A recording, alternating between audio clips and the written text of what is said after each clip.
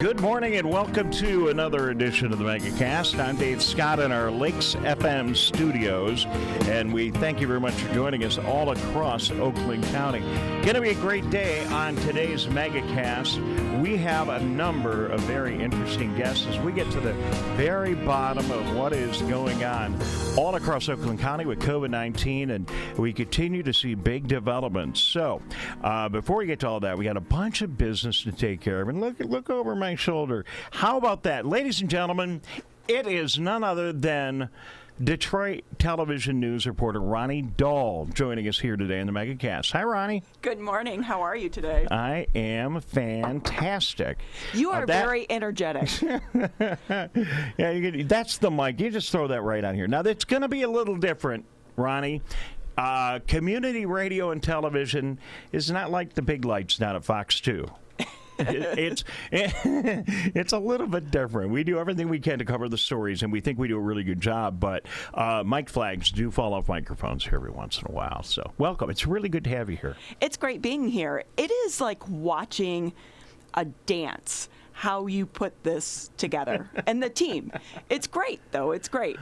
Well, it's very, very kind. I got to admit, I was never a very good dancer, so I don't know if that's a compliment or not. I do occasionally take a sip of coffee in the air. You need your caffeine in the morning. Yeah, that is my West Bloomfield Police Department mug for those of you watching. So if you're just tuning in, and kind of like Ronnie, she's listened to the show a lot, but you're wondering, what the heck is a Oakland County Megacast? Here's the deal. We are on three amazing radio stations, 89.3 Lakes FM, 88.1 The Biff in Bloomfield Hills, and WAHS 89.5 Avondale Community Radio. So basically, if you're running around Oakland County and you're near the southern part of the radio dial, down there in the 80s, you're going to find the Megacast. The Megacast originates from our studios, our radio studios in West Bloomfield, the home of Civic Center TV, which you can find on Channel 15 on Comcast. And we have been here since the very beginning of this broadcast. We also welcome in today, and have for the past several weeks, and maybe like 30 episodes, Birmingham Area Municipal Access. So you might be watching on Channel 15 in Birmingham, Bingham Farms, Beverly Hills, and Franklin. So we've got those two television audiences, our three radio audiences, and then more and more people every day are tuning in online. A couple of ways you can do that today. Tune in to civiccentertv.com. That is our website. Tons of information. We'll be going there later on in the show. And then, of course, we want to say a big thank you today to, I believe, the Keego Harbor Police Department. Yes, the Keego Harbor Police Department. They have put us on their Facebook page, and we're there Facebook Live. And we're going to get to Chief John Fitzgerald of the Police Department in just a moment. Ronnie, it's not a radio show. It's not a podcast. It's definitely not a television broadcast. It's the Megacast, and it's really good to have you here today with us. It's really kind of all of those elements in one. It is. It is, and we can reach an awful lot of people this way. And the big announcement, ladies and gentlemen, is that Ronnie is a local person. You live in Keego Harbor, right? Live in Keego Harbor for several years. Can I tell you, everybody, who your best friend is? Who's my best friend besides you? Well, you come on. What's his Unless name? You're talking about my husband. I am. Isn't your husband your best friend? He is, and he was so disappointed this year that we didn't get to have the Memorial Day parade in Keego, because he has been one of the guest hosts of that for several years. Well, and Chief John Fitzgerald, who we're going to get to in a minute in Keego, knows Woody Woodruff, as does everyone around Metro Detroit, because of the fine work he does for Fox 2 as well. So really good to have your broadcast family here. And she's not visiting, my friends. Ronnie is joining us here on the Megacast. Yes! You say that now. We'll see if you continue to say that. Chief Fitzgerald, look at that smile. I'm going to cut to that real quick. Chief Fitzgerald is smiling because one of Keego Harbor's own, Ronnie Doyle, Fox 2 reporter, former is joining us here in the Megacast. So we'll talk more about that, Ronnie. I don't want to keep our guests waiting any longer. Joining us via Zoom is the chief of the Keego Harbor Police Department, Chief John Fitzgerald. So I guess I'm the one with all the news today, Chief. Good morning, Dave. Good morning, Ronnie. So it's good to have you. What do you think about Ronnie Doyle? I mean, I assume she's never been the subject of a police investigation in Keego Harbor. I guess I should have checked that out before we made the deal. She's not been one that I know of so far. Glad to have her on the show, though. We are one of the fine residents in Keego Harbor. Chief, obviously, I start with all of our local law enforcement officials talking about police reform. It's still making headlines. Just wonder if you have any thoughts as this issue continues to evolve. Any thoughts you want to share with us today? I think there's always room for some reform. There's always room for more training, better training. We're always looking to improve ourselves, and if there's something that needs to be fixed, we're going to try and fix it. Is there something that needs to be fixed in Keego? In Keego, I don't think so. I think we got a great department. I mean, we continue with training. It's an ongoing thing. You don't just come out of the police department and then you're done training for your career after you get out of the academy. We keep sending them back for in-service training to the local police academies. There's also trainers that are available out there that host classes different places, and we're always looking for what could be used by officers to make them better. And listen, we know you run a terrific department, and we know that that this issue that we continue to take a look at has been getting the attention of people all around the country. And, you know, I know a lot of police departments are taking a look at adjusting, but a lot of police departments have really been doing a good job. And I know you want to respond to all the protests, but if you're already doing a pretty good job, it's not easy to come up with the response of the 5 things that we're going to do in Keego Harbor, because you've already been doing a pretty good job. But are there some things in your list that you're going to work on refining and paying even more attention to now than you did in the past? Like I said, we're continuously looking at what the best training is out there that we can get our officers to and get myself to and continue. Life's never, you're never done learning in life, and that's what we got to do is concentrate and not just get stuck in a rut. Use of force things, keep learning on that. Like I said, we're always looking to move forward. Chief, real quick, I have a question. What are you guys doing to recruit? Because one thing that is a big issue with law enforcement agencies across the country, more and more people are no longer interested in going into law enforcement because of the scrutiny that officers are under every day. Is this going to help or hurt the recruiting efforts? I think it's going to make it tougher to recruit. Hopefully that means the ones that want to do it are more dedicated to the idea of doing it and doing it right. I mean, to me, this is the best job in the world. I've been doing it for 34 years. It's what I wanted to do, and I'm glad I've been able to do it. Some people looking at it from the outside right now might be a little discouraged, disheartened by all the protests they see and some of the anti-police rhetoric, and it just it might turn them off from wanting to become police officers. And we've been having a little bit tougher of time to recruit for the last few years. It's kind of just less people trying to get into the profession, so it has been tougher already, and I don't think this is going to really help us at the moment. No, and I've been talking to other police departments, and we've in fact helped a lot of the police departments in our own backyard with their recruiting efforts by putting together videos. So this is an issue that's been around for a while. Chief, changing the subject, yesterday we saw a national report that fireworks sales are, if you will excuse the expression, exploding. There's a boom in fireworks sales.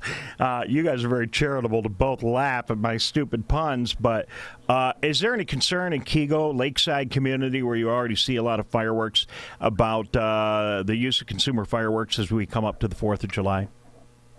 Fireworks are always a safety issue. They're always a complaint issue, too.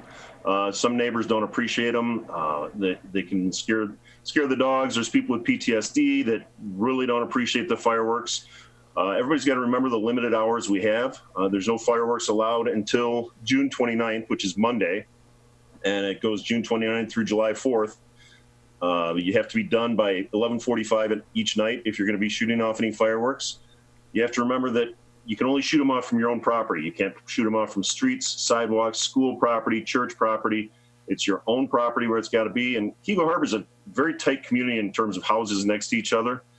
Please keep in mind that if your fireworks start a fire or injure or kill somebody, you're going to be held criminally and civilly responsible. So it's something you really got to be careful with. Yeah, you know, when you go to the fireworks displays, you think about the big one downtown every year and the other municipal displays around our area. You know, they're generally over lakes and big open areas with fire trucks and other things around. And then I see people like lobbing mortars that, you know, they're maybe 3-inch shells, and the 7-inch shells are the ones that the big pyrotechnic shows use. But there are a lot more significant fireworks available to consumers than ever were available in the past. And you see them lobbing them over like the neighborhood house, and it does bring up a point for concern. And I appreciate you sharing what you just shared. But again, you want to take one more shot at just warning people or letting them know about some of the things you've seen in the past, Chief, and things to watch out for? Well, there's a lot of things to watch out with the fireworks, because once you set them off and they take off, you're rarely sure where they're going to end up going. Every couple of years, you see somebody's boat burned down to the water line because they try to light fireworks off on their boat out on the lake, and it's not a safe thing to do either.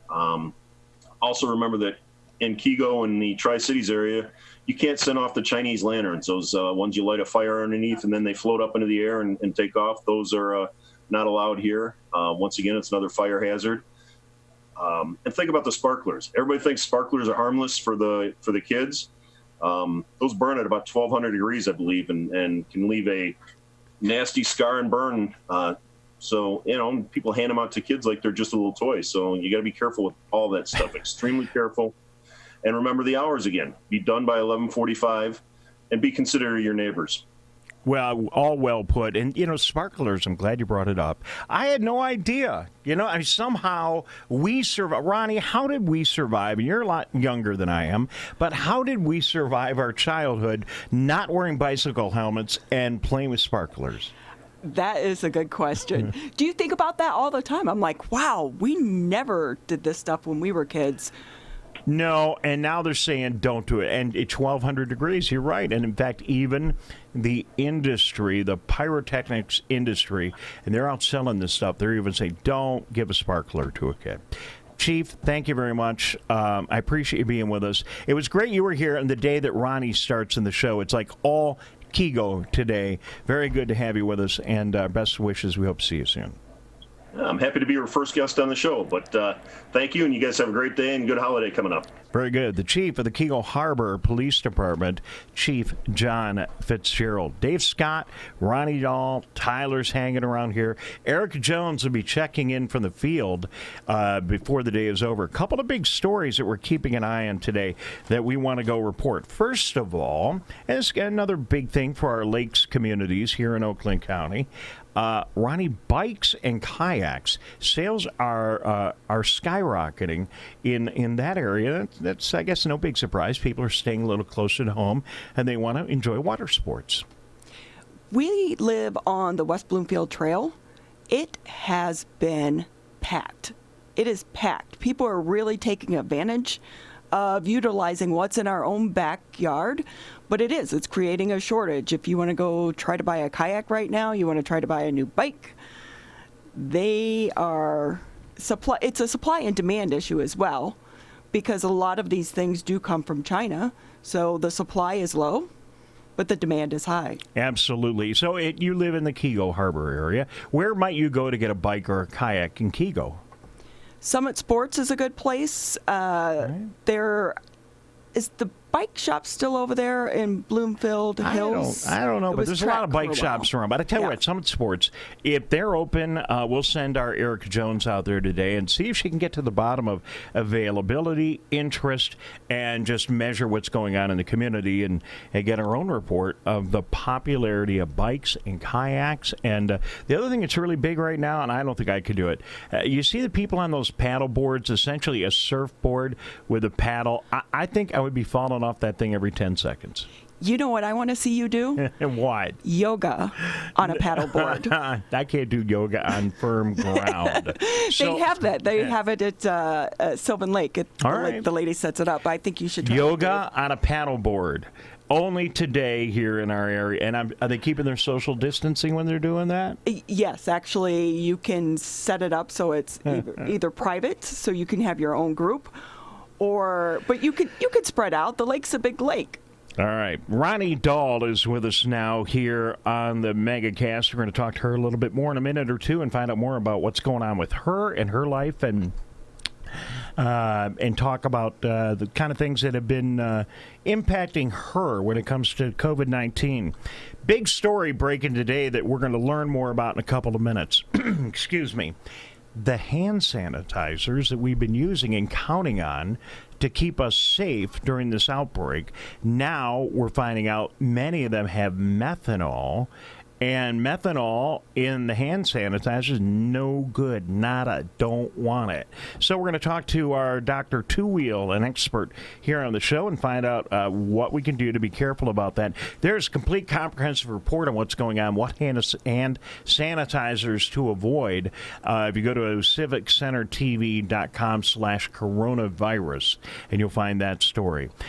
We talk about education an awful lot in the show, and right now, everyone seems to be working on a plan. It's not clear and defined what your school district is going to be doing in the fall, but a lot of plans are coming together. On the university front, now all the major universities in the state of Michigan have said they're going to be bringing students back in the fall, and the last big school to come on is maybe one of the biggest here in the State University of Michigan. But with regard to high schools, we've heard local districts come out with plans. We've heard a lot of discussion. Governor on Tuesday will be coming out with her plan for schools reopening in the state of Michigan. Meanwhile, if I'm reading the news accounts correctly, the Michigan legislature also is coming out with a plan on Tuesday for opening schools.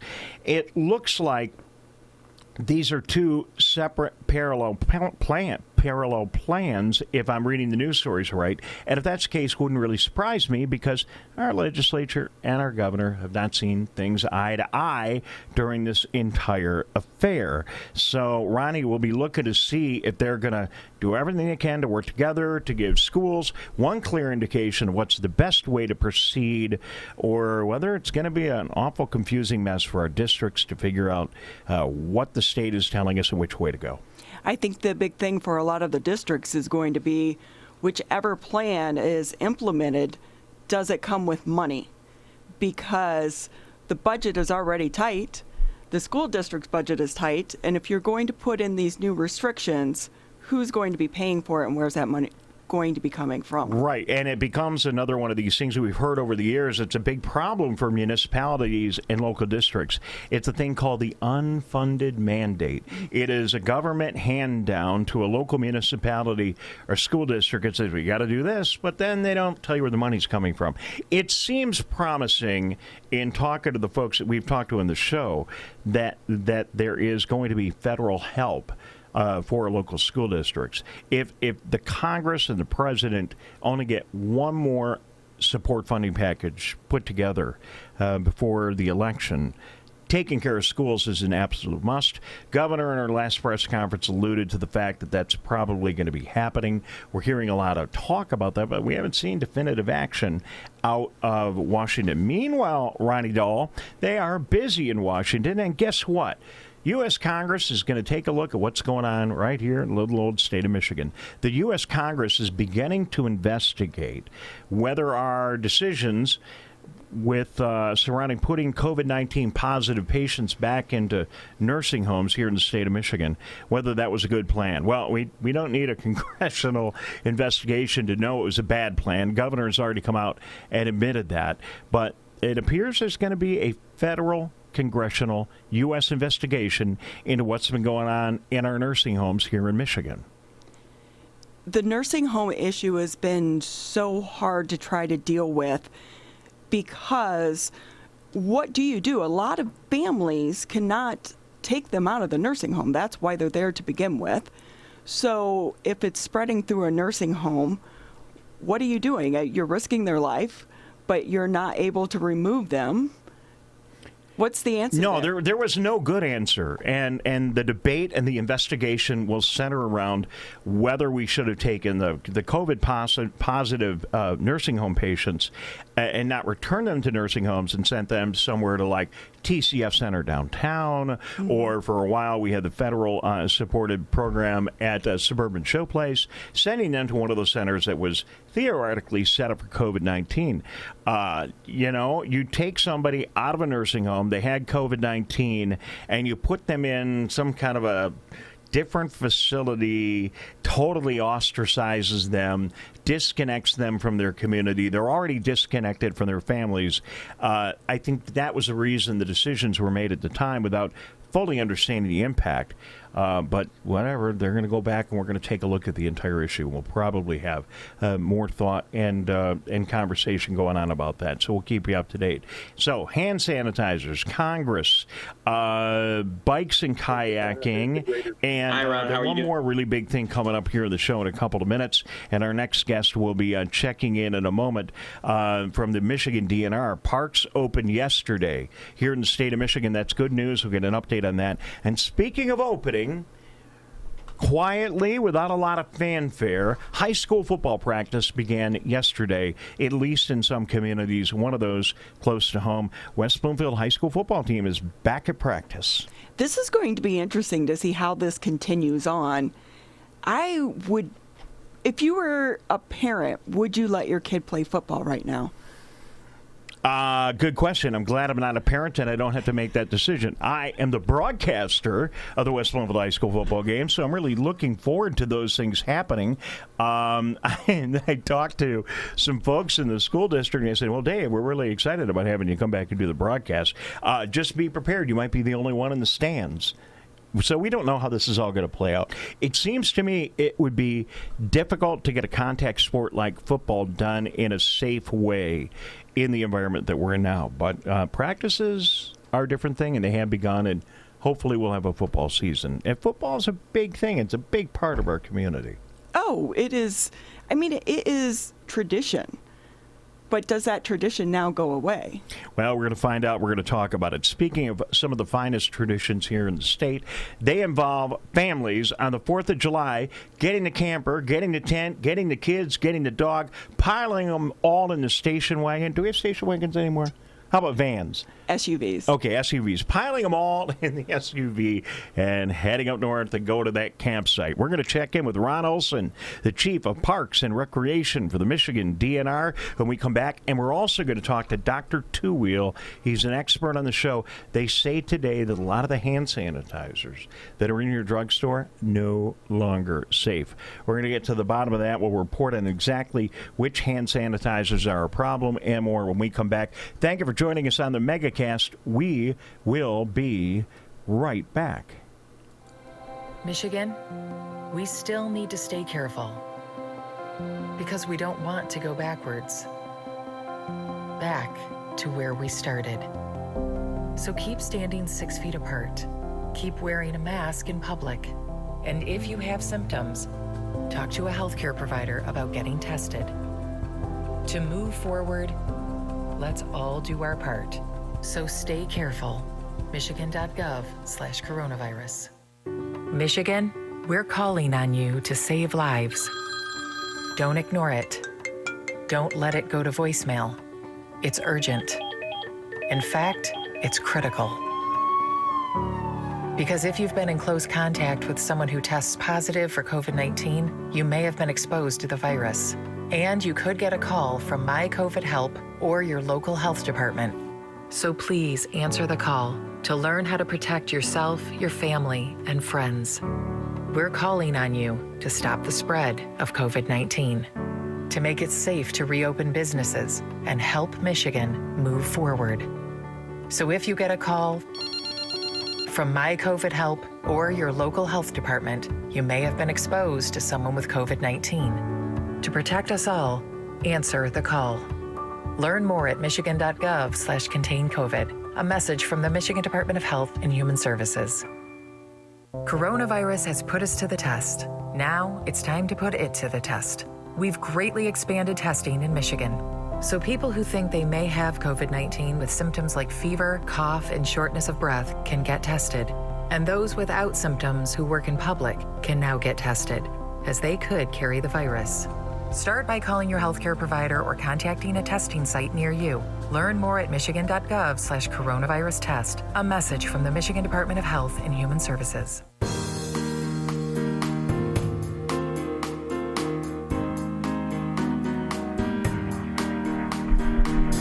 All right, welcome back. Thank you for joining us on the Megacast. Dave Scott and Ronnie Doyle here. This is Ronnie Doyle. I'm Dave Scott. You know me. You know her a lot better than you know me. How many years on Fox 2, Ronnie? I was 5 years with Fox 2, 3 years with Channel 7. All right, so you've been we'll talk, listen, you've got some stories, friend. We want to hear them. We will do that another day. Can you believe we have Ronnie Doyle joining us on the Megacast? That is huge.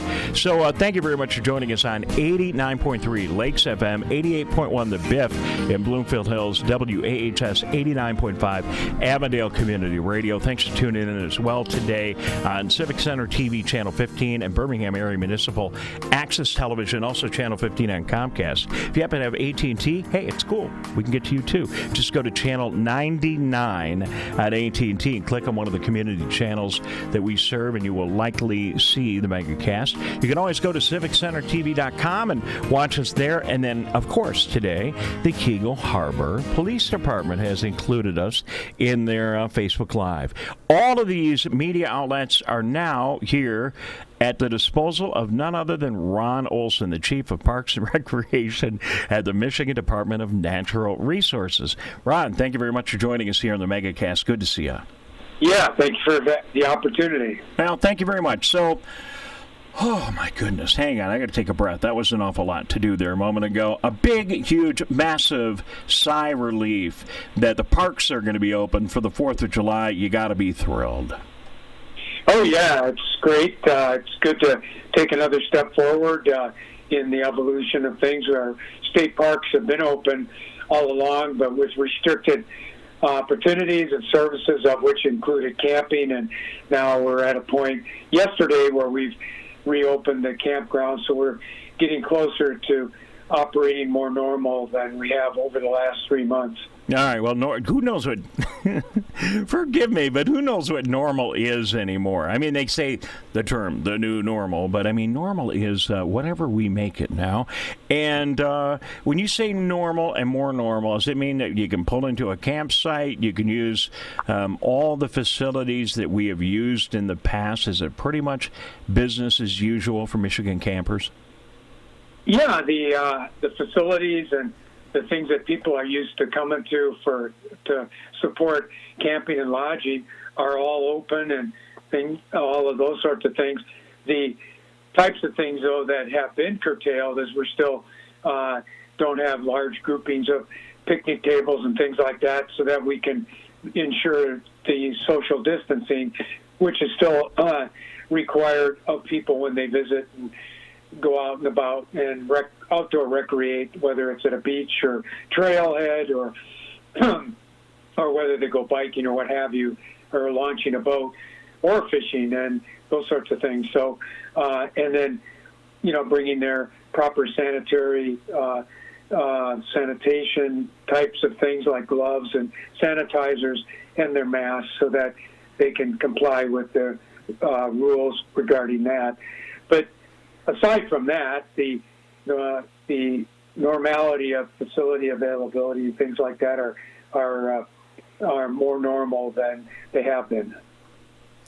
Ron, will the parks limit how many people actually have access? Like, if let's say it's noon and you've already reached a certain amount of people per park, will they then turn people away? Well, that is driven by the number of cars that come into the parks. We've had to close a handful of the parks periodically because of they had exceeded the parking capacity. And so what we've tried to do is when we hit like near 80% full, we will start the process to close down temporarily until people leave, so that we don't end up having illegal parking and too much congestion. But as far as people coming that may already be there, such as campers and things like that, they're fine. It's just that most of it's driven by day use and the dynamics of the facility that we have. We have a few parks that are very popular day use venues, and so that's what's caused some of the temporary closures. Will there be certain areas that people will be required to wear a mask? Yes, any indoor space that they go into where the public has access to, they will be required to wear a mask and keep social distancing. Now, we do have shower buildings that in the newer facilities that we have that have more family shower rooms, and of course those are designed for small family type of activities and things like that, so that they can be accommodated in that regard. But that's what would be required. And then if people feel comfortable outside, they're still encouraged if they come near people for some reason that they should be wearing a mask.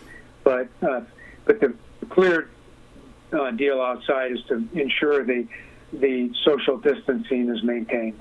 I'm just sitting here, Ronnie, trying to figure out how I can make us some more and get that, marshmallow dripping with marshmallow ooze and chocolate and graham cracker and put it all together and then with a mask on. You're going to have to lose the mask at some point. But well, of course, people are eating their food or desserts or all the s'mores, etc.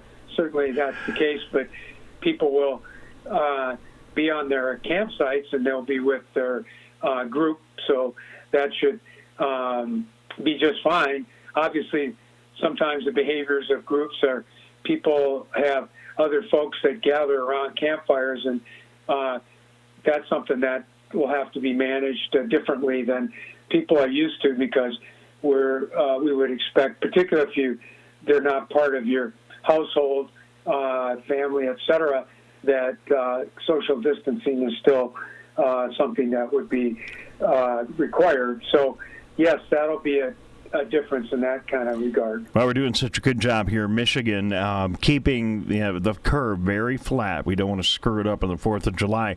Ron Olson, Chief of Parks and Recreation Division, the Michigan Department of Natural Resources, is with us. Ron, I've had a chance to travel around the state, probably more than most in my capacity as a reporter, and in doing so, I have observed the terrible problem we're having with erosion at many of the waterfront campsites and waterfront marinas and facilities that the DNR administer. It's just got to be a big problem for you, and I wish you the best in coping with it.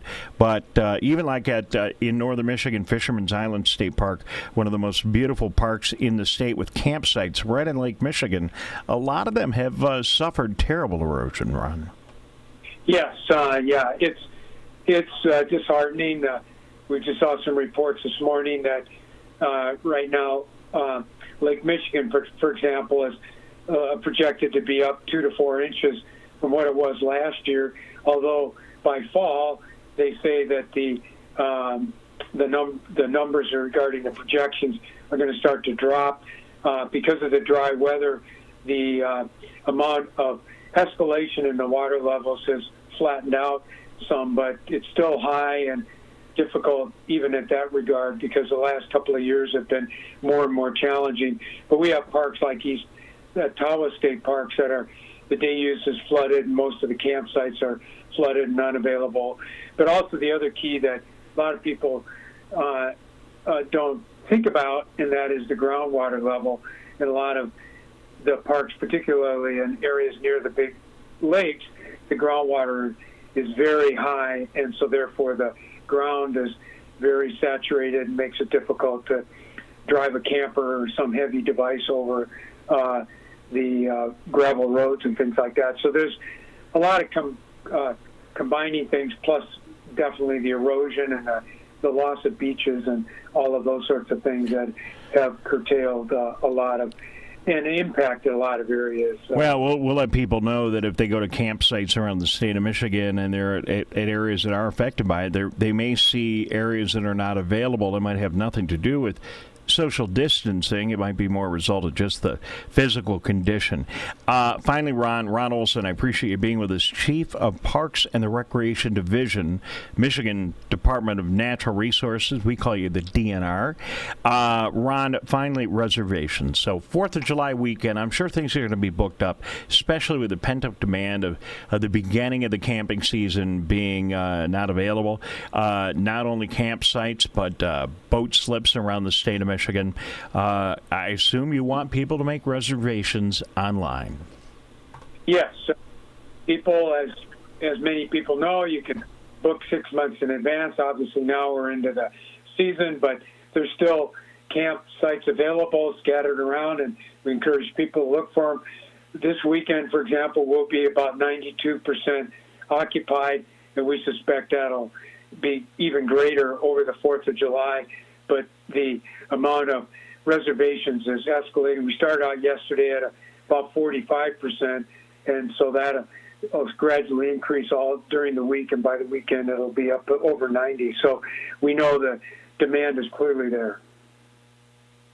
All right, Ron. Well, thank you very much for being with us. We wish the best to you and the people at the DNR. We know you're doing a great job getting everything ready, and thank you so much for making it happen for us for our big 4th of July. I don't know what 4th of July in Michigan would be without our parks open. I'm glad they're going to be open, and I know our listeners here in the Oakland County area, where we've been affected by COVID-19 to a greater degree than anyone else virtually in the state of Michigan, are going to do their best to wear their masks, keep their social distancing, and we'll all do a great job on this 4th of July weekend. Ron, thanks for being with us. Great. Okay, thanks for the opportunity. All right, he is Ron Olson, the Chief of Parks and Recreation, Michigan Department of Natural Resources. Ronnie, you been camping lately? I haven't been. Well, let me get your mic on. Sorry about that. No, that's okay. I haven't been camping in years. However, we do go to Dodge Park number 4. Right here in, I think Sure. it's technically Waterford. It is. It is on the shores of Cass Lake. So Kiko Harbor, our beach was closed, so you could go over there to Dodge Park. Well, even just an outing to the beach, you got to get your cooler, you got to get your beach blanket, you got to get your beach ball. There's like 50 things you got to put in the back of the car. And now 4th of July, you got to bring your mask, you got to bring your hand sanitizer. So there's an awful lot of things. But we're all we're all so happy to be able to do it. So we have another member of our team hard at work. It is Erica Jones. Erica, good to see you. You are at West Bloomfield High School, where West Bloomfield High School football practices began yesterday. Tell us the story, Erica Jones. Hi, Dave. Yeah, I am at West Bloomfield High School, where, as you said, practices began yesterday. They are not quite throwing footballs yet. Right now, as you can see, they're just doing some team workouts. If you can see the team over there. They don't have access to the weight room yet, so they're just doing outside workouts on the field. And if you can see here, they have dots on the field for every player to set their stuff 6 feet apart. And then they're also social distancing on the field. So it looks like they're just doing a nice job of slowly getting themselves back into it. They're not, going full force. Actually, yesterday, Channel 4 interviewed their coach, Ron Bellamy, and he said, it's a marathon, not a sprint. So they're really slowly diving back into it and making sure that they're following social distancing guidelines and keeping everyone safe around here. And you can tell they're doing a good job of that if you see them on the field over here. All right, Erica. Well, it's always better having a first-hand look, so we appreciate seeing what's really going on. And I gotta be honest. I gotta be honest. I did not expect, Erica, that we were going to have high school football practice, let alone a high school football season this year. So it really is amazing. Hey, ladies and gentlemen, there he is. Hey. Speaking of the devil, Ron Bellamy, the high school football coach of West Bloomfield High School. Erica, can you ask Ron a couple of questions? First of all, tell him Dave Scott said hello.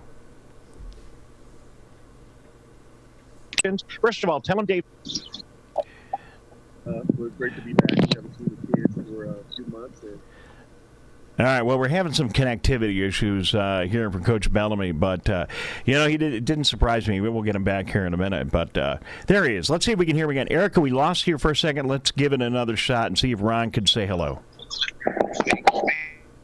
I'm just trying to be creative in the workouts that we're doing, and most importantly, just try to, stay safe and do things the right way. That's fantastic. So do you have you'll be able to get back in the weight room or be throwing footballs again? Or? We're not sure. Hopefully, maybe in the next few weeks. I think the state's monitoring how the northern schools are doing up in the UP and the Tri-City area. So they're using footballs now, and I believe they're allowed to use the weight room. So I think they're going to monitor them for a couple of weeks, see how things go, and check our numbers out here in southeastern Michigan, and give us some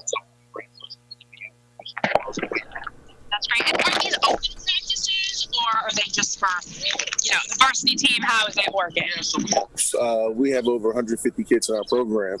So we have a workout group that comes from 9 to 12 in the morning, 9 a.m., 12 p.m. There's a group that comes 4 to 6:30, and there's a group that comes at 5 to 7, which is our young freshmen. All right. And are these mandatory or voluntary workouts? And even a day like today, we send we try to get the guys in different shifts. So the first shift left, 40 kids left. So this is 2 shifts of kids left, and we just try to make sure we're not overwhelmed as coaches. We try to keep 8 to 10 coaches here just to make sure we practice the social distancing and kids are doing things the right way. And I think 3 groups is so far so good. We'll see. The kids, it rained earlier, and the kids are out here, so speaks volumes about their willingness to work hard. definitely? My little one's out here too. Oh, look at him! Yeah. Well, they're definitely eager. They want a football season. So do you. So you guys are slowly dipping your feet back in, not diving. Yeah, absolutely. And like I said, we want to do things the right way. And most importantly, the screenings and every time a kid comes in, they use a QR code up there. They take their cell phones, they scan it, they fill out their information. So daily screenings for us. It's going by quickly. Yeah. You got to keep the thermometer on hand. Of course, always. All right. Well, thank you so much. We really appreciate you talking with us, and good luck with your team. Seems like great things are happening around here. Thank you so much. All right. Well, there you have Melanie from West Bloomfield High School. Filling us in on what's going on. All right, Erica, thank you very much. Outstanding report. We had a little technical difficulty there for a minute, but good job getting one of our high school coaches in our area. And Erica, we expect that we're going to see this happening in a lot of other high schools around the region. We'll check in with them and see if Troy and Pontiac and Bloomfield Hills and Birmingham, all the other schools, will be getting their football programs going. Erica Jones reporting live from West Bloomfield High School, where Ronnie Doyle High School football practice is back. I got to be honest, I didn't think it was going to happen. I really didn't. What's also going to be interesting is to see if fans will actually go to these games. Are you going to feel comfortable enough to go and sit in the stands? All right. Well, with all that, we are running way behind, but we're going to take a break. We'll be back here in a minute. When we get back, we're going to take a look at the challenges that we are having with the one thing that I thought was going to be safe as hell, and that is hand sanitizer. And we're hearing reports that hand sanitizer right now may have some elements in it. Some of the hand sanitizers aren't safe at all to be on the market. So we're going to find out more about that in just a couple of minutes. This is the Megacast. We're going to take a break, and we will be right back. Hello, I'm Dr. Faust, Medical Director for the Oakland County Health Division. Coronavirus disease 2019, or COVID-19, is a new disease caused by a new respiratory virus named SARS-CoV-2. COVID-19 was first identified in December 2019. There is currently no vaccine to prevent coronavirus disease 2019. The best way to prevent illness is to avoid being exposed to this virus. Wash your hands often with soap and water for at least 20 seconds, especially after going to the bathroom, before eating, and after blowing your nose, coughing, or sneezing.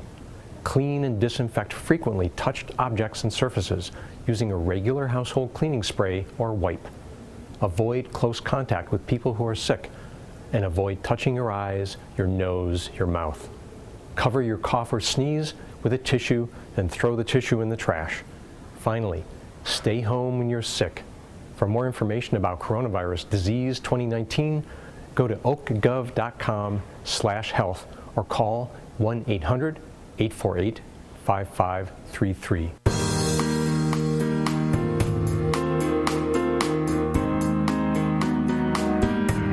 Man, that is such good news to see a high school football team out on the practice field.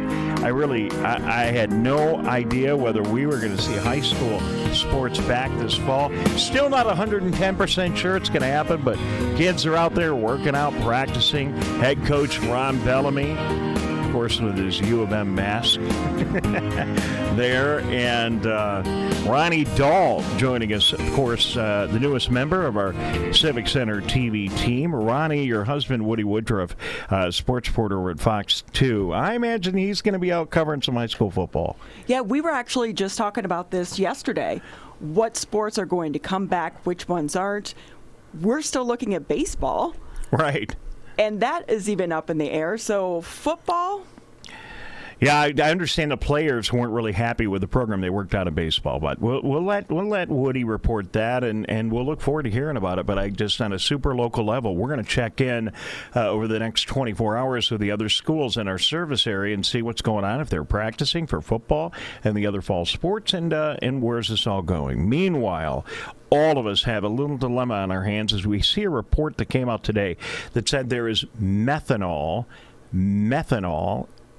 in our hand sanitizer. That can't be good. To explain the impact of that, joining us now is Dr. Two Wheel, our go-to doc on all issues COVID-19. Methanol in the hand sanitizer, Doc, is that a bad thing? Yes, it's a bad thing. Methanol is something that's commonly found in antifreeze and a lot of chemical solvents and things like that have multiple warning labels all over them to make sure that you're not getting toxic levels of it. So it definitely should not be a common product in hand sanitizers.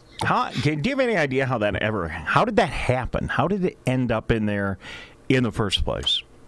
I don't know. I think what happened is, from what I'm reading, the FDA had pretty much banned a lot of ones coming out of Mexico. So they may have less strict guidelines with regards to what their ingredients are in their common products. I'm not sure, and certainly don't quote me on that. But if these ones that are coming out of Mexico have methanol, it might just be a filler, might be corporations trying to save money in an effort to try and create a particular type of sensation or a particular type of smell to give the impression that the hand sanitizer is working more effectively.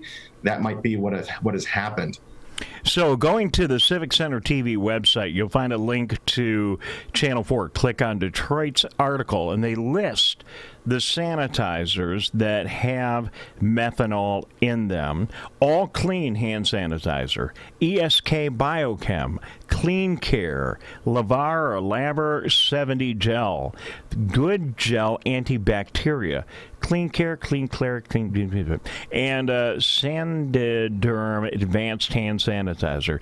Maybe what you should do is get the hand sanitizer, Doc, from the local breweries that pivoted. A lot of not the breweries, the distilleries, because a lot of the distilleries around here stopped making vodka and started making hand sanitizer. And I bet they didn't put any methanol in there. No, I would wonder how they would even get a hold of some of that. It's not good to have. Methanol can cause some pretty significant irritation to the hands if applied to the skin. Poison from methanol is rare when absorbed into the skin. It can happen, but it's pretty rare. You really actually have to drink it in order for it to become problematic. All right, we're going to talk about that too, so keep that on your mind for a minute. But if you have indeed been exposed to hand sanitizer, and you go online and you check the list, you say, well, I got some of that, what kind of treatment should you seek out if you've been using one of the bad sanitizers? Should seek out treatment if first and foremost, contact your doctor. Do not delay on anything like that. And when methanol, the problem with methanol is when you have it in your system, it's actually the methanol itself that's not really the issue. The issue is what your body does once it receives the methanol. It actually converts it to a more dangerous more dangerous chemical that then causes toxic effects to your body.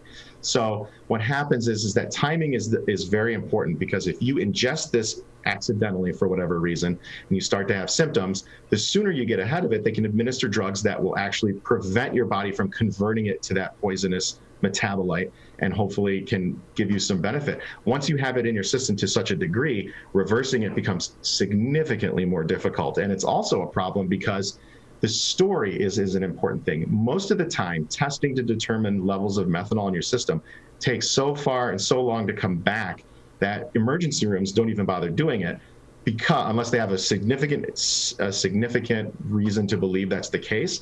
But the turnaround time on these very complex labs, unfortunately, aren't fast enough to get in the way of treatment. So oftentimes they just go straight to treatment.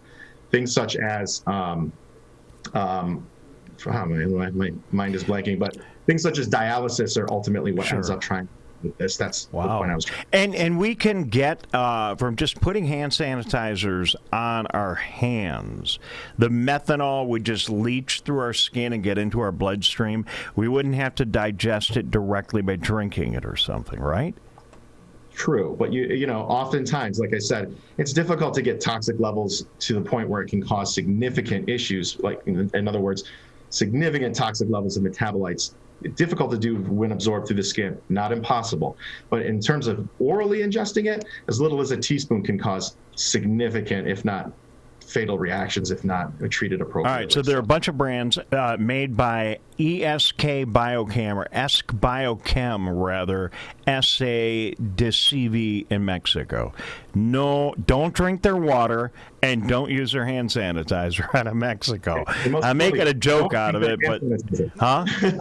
And then most importantly, don't drink their hand sanitizer. Yeah, well, let's talk about that. So I heard another report, maybe it's somebody reporting the same story. I heard another report in the media today talking about that.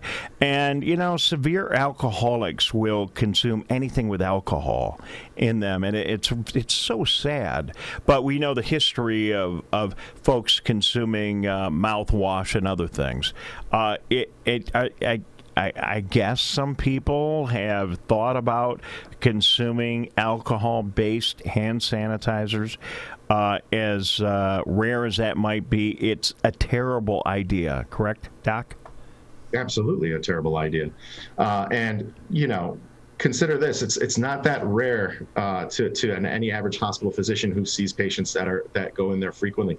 People that have significant issues with alcohol dependence have been found to drink the alcohol hand sanitizers that are in hospital rooms to try and get some alcohol in their system, and that is when it becomes awfully dangerous. So, yeah, definitely not recommended to consume anything that is not meant to be consumed. That's where you get into severe trouble. Okay, anything else you want to share with us today? No, I appreciate you having me on as always. Thank you so much. Well, no. We called you at the last moment, and thank you for helping us sort this out. We wanted to make sure we were sharing the correct information. You're not even going to tell me to, like, wash my hands or go on a diet or anything doctors always tell me when I talk to them? Well, of course. Wash your hands, go on a diet. Maintain social distancing. Please wear face masks. We're not out of the woods with COVID yet, but we're doing We are not. All right. Thank you, Doc. Appreciate it. Dr. Two Wheel joining us here again on the Megacast. We're going to take a quick break. We will be back. We're going to check in with another company in Oakland County who has really come up with an amazing pivot. And if you consume their product, you can also look awful good at the same time. We'll find out more, and Megacast continues after this. Michigan, we still need to stay careful because we don't want to go backwards, back to where we started. So keep standing 6 feet apart, keep wearing a mask in public, and if you have symptoms, talk to a healthcare provider about getting tested. To move forward, let's all do our part. So stay careful. Michigan.gov/coronavirus. Welcome back to the Megacast. Dave Scott and Ronnie Doyle. Ronnie, just hang right there with me. You doing okay? I'm hanging in here. So what do you think about, you're in the inner sanctum now. This is a crazy little show we have going on here, huh? It really is. So I've been watching from the outside. Right. In fact, complimented you and your team on everything that you have been doing. So some people may not know is I'm on the Cable Commission. So that's how I become exposed to everything that you guys are doing. Yeah, she's my boss. No, but what is so great about this program is it's very local. And there has been so much confusion and misinformation and about COVID and surroundings. So it's really great to hear from people in our own local communities. Just like our next guest, let's say hello to Riva. Is it Kalasho, Riva? Am I saying that correctly? Yes, you got it perfect. Amazing. How did that happen? Riva is the owner of Lace Boutique, and you're in Troy, correct? Yeah, we're right on Big Beaver and John R. Oh, shoot, you're right in my neighborhood. So good to have you here in the program with us. My team tells me that you have come up with an amazing pivot in the way of a very wonderful COVID-19 mask. Tell us all about it. Yeah, so when all of this started, we started raising money and donating protective gear to the hospitals, and then we started selling it on our own. And then when we were reopening and hearing that weddings and events will start taking place with guests needing to wear protective gear and masks, and also the kids taking communion, their parents, the church, the brides and grooms, we started trying to figure out how we could have ones that were much prettier than the basic ones that we were selling. So we started coming up with stuff more that's like this, that's embellished with lace and crystals, and communion ones for the little kids. And then there's ones for their parents and guests. We do them different colors, different styles, just to add an extra special touch so they're not wearing a surgical mask. That is such a great idea. Ronnie, I have no style at all. I mean, look at the way I dress. What do you think about that? I mean, they're beautiful, aren't they, Ronnie? I think mask is the latest fashion accessory. You are going to see them be all the rage now. If you have to wear them, it should be cute, right? So, Absolutely. yeah, so talk about how you came up with the style and designs. Do you have a bunch of different ones that people could choose from? We have about 20 different styles. We have some of the regular ones in about 15 different colors. All of these come in, I'll show you guys some of these. So like in a pink and a gray, and then all the white lace. And people are calling us and telling us what's on their dresses and what they'd like to look for, which one coordinates better. And we just add Swarovski here to them or add pearl, and we just embellish them as we go along. So Riva owns the Lace Boutique, so I assume everything at your shop is lace. Is lace popular? And Ronnie, is lace popular right now? I don't know. I'll ask Riva. Is lace popular right now? So lace is a traditional fabric, and it's going to stay popular forever in the wedding industry or communion industry. We're not a fabric store. We actually are everything but the wedding dress. So we carry all the headpieces, veils, toasting foods, that kind of stuff. So the masks work perfectly into the accessory realm. So your elegant masks are really, that's not an everyday mask you wear into Meijer, right? That is a wedding specific, I'm getting it now. Hello, good morning, wake up, Dave. That is a wedding specific mask, correct?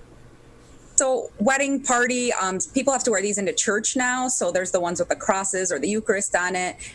We've had people just buy them because they think they're pretty. The floral ones people wear around town. They just said, they want a prettier mask to wear every day, but most people that are coming in here are getting them for special events. So can you customize them, like to match if I were to get married and I had bridesmaids and I wanted them to match their dresses or something of that nature? Could you customize? So we can get multiple colors and do different ones. We can customize up to a point because the specific masks we're buying, they're really comfy. They're made out of baby fabric. And those right now, the base comes in like an off-white, light ivory, a blush pink, and a gray. Those are the ones we're using the most right now, but we can add different color fabrics and pieces to it. Most of it is for the guest gathering. And we've had a lot of brides want them because to wear them for their fittings or go dress shopping just to make the day a little more special, not feel so different as they're with their bridesmaids going for that special day. At the wedding day itself, they don't have to wear it the entire time, so it's fun for pictures or for the short period of time that they might be greeting guests. So we can mix it up quite a bit. Riva Kalasho is with us. She is the owner of the Lace Boutique in Troy, and they have come up with a very, very pretty line of very stylish masks. Masks these days seem to be the ultimate fashion accessory, and Riva is plugged into that. Riva, just want to get right down to the brass tacks. How much do these things cost? $9 to $22. We're actually really fair in our pricing. No, that's no big deal. Has anyone asked you to put some high-end jewelry into a mask? I mean, maybe some kind of a real gems in there, and have you thought about that? So we use Swarovski crystal, and we've embellished them with blush tones, blue tones, mainly clear. All of our stones are Swarovski, so that's easy. We love it.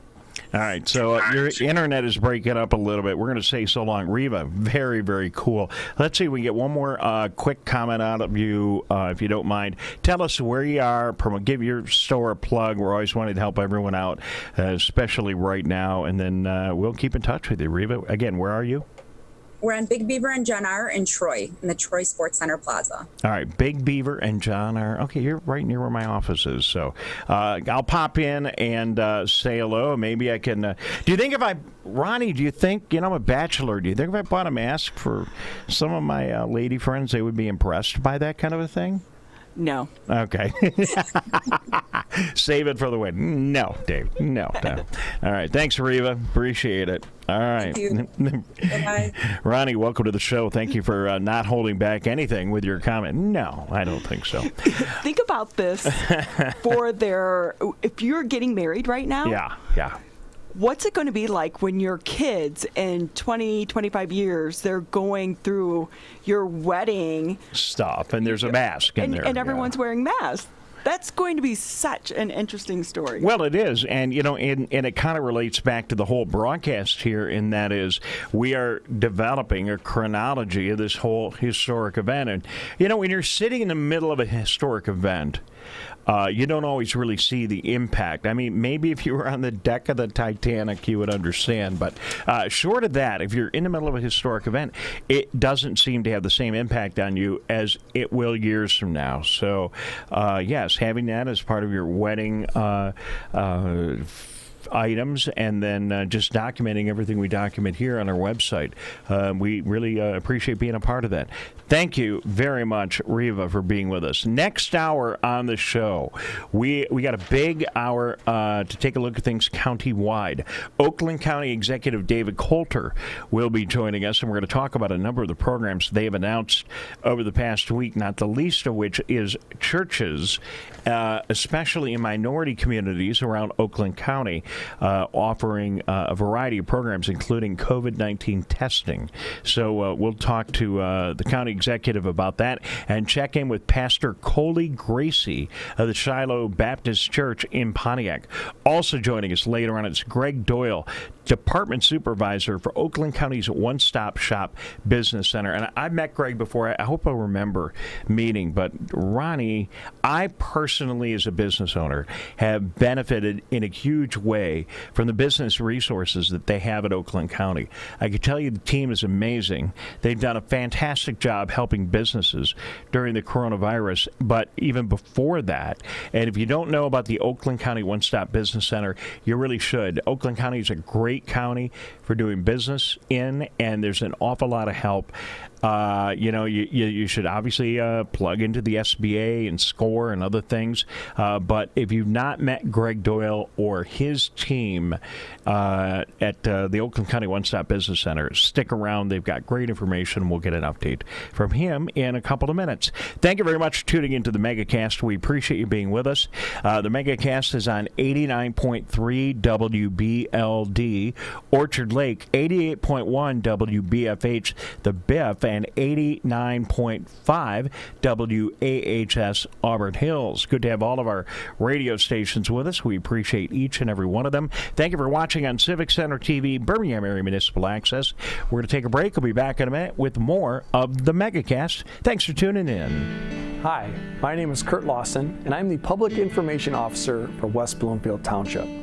We wanted to reach out to you, our older adults, to provide information that you may find useful during this difficult time. We want to ensure you that West Bloomfield Town Hall, our Waters and Utility Department, West Bloomfield Parks, and our police and fire departments continue to work hard on your behalf. Information and resources can be found on the Township website, the police Facebook and Twitter, or call West Bloomfield Parks COVID-19 Help Hotline. Please remember to keep your social distance of at least 6 feet, wear facial coverings when you leave your home, and wash your hands for at least 20 seconds with soap. These precautions will help keep you safe during these difficult times. Hi, I'm Dr. Faust, the Medical Director for the Oakland County Health Division. The most important thing you can do to prevent the spread of illness is to wash your hands thoroughly and often. Follow these 6 easy steps every time you wash your hands. Step 1, turn on the sink and wet your hands with warm water.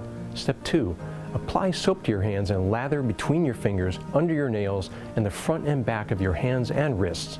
Step 3, wash your hands by scrubbing them together for at least 20 seconds. Step 4, rinse your hands with warm, clean water. And step 5, dry your hands with a clean cloth towel, a paper towel, or hot air blow dryer. If you're using a cloth towel, make sure to change it often. For handheld faucets, turn off the water using a paper towel instead of your bare hand. Step 6, if you're using a paper towel, throw it away. Practice healthy habits like washing your hands after coughing or sneezing into them to keep you and others healthy. Go to oakgov.com/health or call Nurse on Call at 1-800-848-5533 to learn more. Oh man, Ronnie's doing a good job. She's cleaning the studio, Tyler, from her use.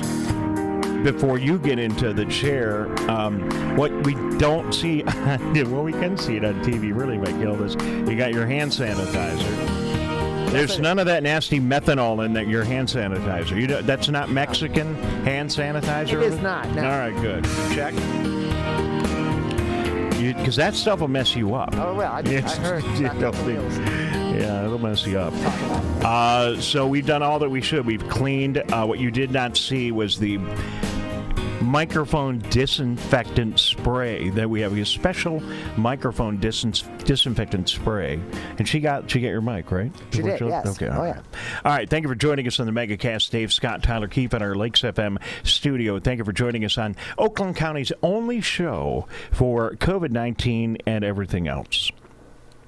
That's a pretty good slogan. We should have been using that all the way along. Yeah, that is a good one. I like it. We are here today. We got a great hour. We're going to talk to County Executive David Coulter, checking in later on. We're also going to talk to Greg Doyle. It's a big day for the county. We're going to talk to Greg Doyle from the One Stop Business Center. We're going to talk to Pastor Coley Gracie of the Shiloh Baptist Church in a little bit and talk about some of the programs, especially in our minority communities, our predominantly minority communities, making sure testing and other COVID-19 services are reaching each and every individual here in the county.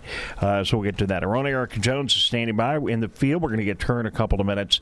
And the newest member of the team is running around the building. We can only have 2 of us in the studio right now, but we'll get Ronnie Doyle back here. Yeah. Tyler, we got Ronnie Doyle on our team. That's awesome. Yeah, it's great to have her with us. She's been doing a great job so far today, asking great questions as always, and it's exciting to have a new member of the team. So we are excited to have her with us, and we are even more excited to have you watching and listening and participating. If the show is new to you, the idea here is we take all the information, we do everything we can to resist getting political, because you can see that on Fox and MSNBC and most of the other media outlets. So our spin is A, local. B, our additional spin is really local. So what we do, if we see a story, we go out and we try and find out if it's true, because a lot of times stories aren't true, or they're not reported completely, to be a little bit more charitable to our other brothers and sisters in the media business. So we heard a report today that bicycles and kayaks are just rocking and rolling right now and rolling off the shelves. Our own Erica Jones is in the field. She's in Kegel Harbor at Summit Sports. Erica, what do you have for us?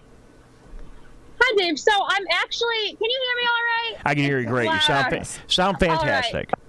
Awesome. So I'm actually at Summit Sports, which is in Bloomfield Hills. I thought it was in Kegel Harbor as well, but it's Bloomfield Hills on Telegraph here, as you can see, which is, very loud and busy out here. So I actually haven't been inside the store yet, but just a minute ago, a couple tried to walk in and they were pulling on the door. So I was like, oh, are they not open? But it looks like a staff member has to come let you in, which is good. They're not just letting people roam freely in. So let's take a look inside and watch. I'll give you the view of them letting me in. We'll see how this goes. All right, we're going to do all this. We're really going to do all this live. All right, let's just see what happens. Erica and Jones live on Bloomfield Hills, trying to get into Summit Sports. Thank you. All right. Hey, she got in. Yeah, how about that? That's the first Very nice. step. All right, ask them if their kayak sales are going up or downstream.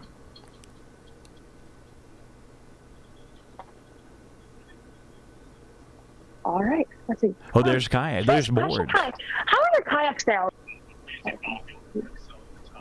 Yeah, kayaks. But do you sell bikes? Okay. All right. Yeah. Well, thank you. Erica, I'm going to let you look around and shop. We're going to watch your video. But, Tyler, the big reporting that we're getting from others is that people are buying bicycles like crazy right now and buying kayaks like crazy because people, and probably the paddle boards and things, there's some kayaks there at Summit Sports in Bloomfield Hills. Probably all of these things, Tyler, because people are doing their own thing. And what a great way to social distance on a kayak. Yeah, it's a time of the year where people are going back out and about in normal times, and definitely now as they're maybe not back at work yet, or they're working from home and have some extra time during the day, and you can't really go around to different places very much anymore without maintaining some social distance. But go out with a friend, go out with a family member, and you're sitting a few feet apart. You're not facing one another in a kayak, or you're kayaking with somebody on a lake or on a river somewhere. It's a great activity. All right, and I guess this is a report of dual purpose because we're finding that not every retailer is just letting everybody in. The retail rules allow the doors to be open, and you don't need to set an appointment, but the retailers are required to keep social distancing. So a lot of them have deployed their own strategies, Tyler, and this store is greeting you at the door, and they want to make sure that you have an experience that's positive and safe. So I respect that. It's really interesting to see the different methods that these retailers and even restaurants to some extent are taking to allow customers in, screen their customers, and make sure that everybody's healthy, and to enforce those social distancing guidelines. We've seen it in all these different industries as they've slowly but surely opened back up, that they have these guidelines, and some of the things that they're doing are really similar, but a lot of them are putting their own special spin on it that is either tailored to their specific business or is just a nuanced version of another check. Because look how safe it looks inside of Summit Sports and Telegraph. There aren't too many other people in there, and you can get around and shop and do your thing, get your stuff, and then you can get in there with your mask on and get in, do your thing, and then get out. Because if there were too many people and you were exceeding the limit in a store, and it was very, very crowded, and there were too many people in there, you would be uncomfortable. You'd be breaking the law. You'd be in contradiction to a gubernatorial order, and that wouldn't be good. And I have a name to add to our vocabulary for that exact scenario. If there are too many people packed into a specific area, that'd be called a COVID crowd. That's a good one. That's a good one. COVID crowd. I'll add that to our list. Add that to the list. And that list then includes some of the other things we've seen. Now, there's no COVID crowd here. It's good. No. But we have seen the COVID costume, which is somebody all dressed up in PPE and, wearing the plastic stuff and having their gloves on. I mean, you can't even recognize somebody when they're in a true COVID costume. No, you can't. You have to go up and you got to ask them who they are, or you got to recognize their voice. It's really tough to see because they got the mask on; it's blocking their face. Maybe they're wearing goggles too, or a face shield that's even. See now, Erica, she doesn't have the full COVID costume. No. She's got the COVID mask. But hang on there, Erica. We're coming back to you in a second.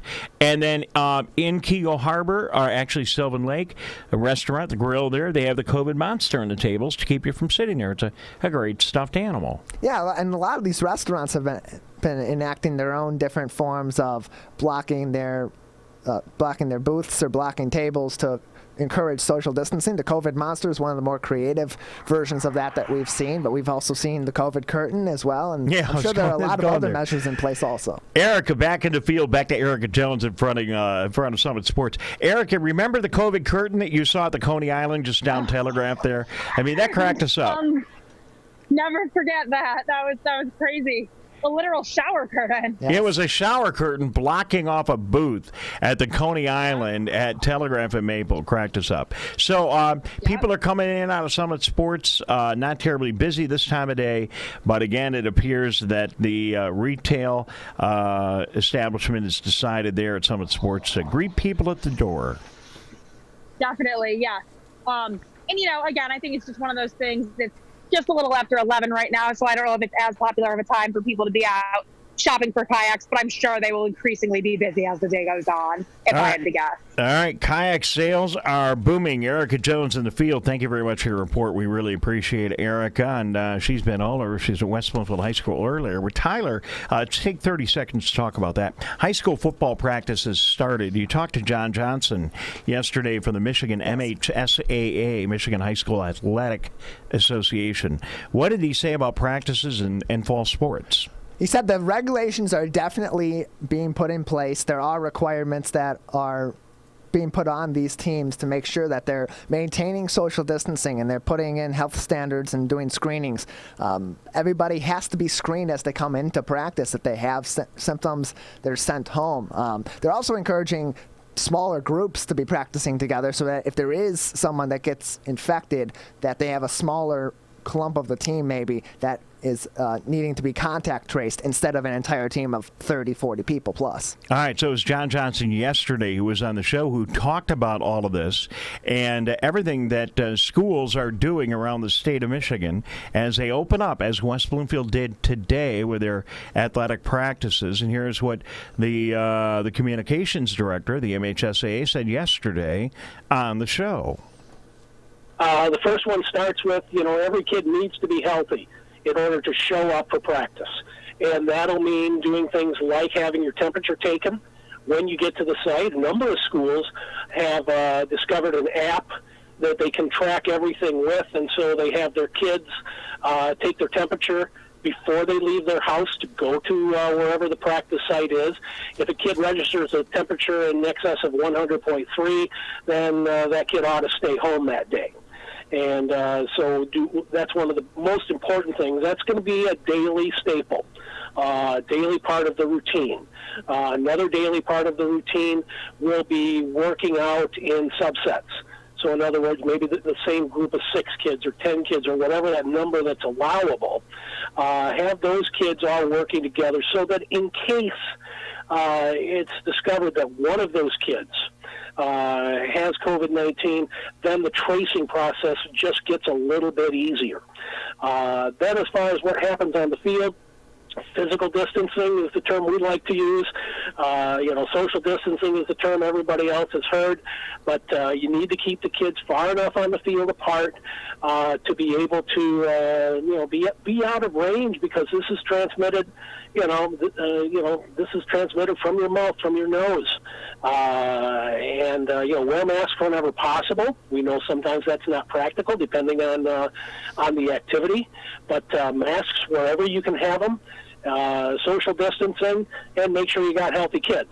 And those are probably the big 3 right there. All right, John Johnson for the MHSAA checking in yesterday. Do you think it's conceivable that they would play football? Because obviously lots of respiration going on, kids in pretty close proximity. Do you think they could put like a COVID mask, a PPE, on the front of the football helmets? And do you think that's the inevitable next step for college, the NFL, and even high school, Tyler? I've seen some concepts of potential PPE-style COVID-19 related helmets for the NFL or for college. I don't think that they've gained any traction. I've seen some of them. They kind of look like stormtrooper helmets, if you're familiar with the Star Wars legacy.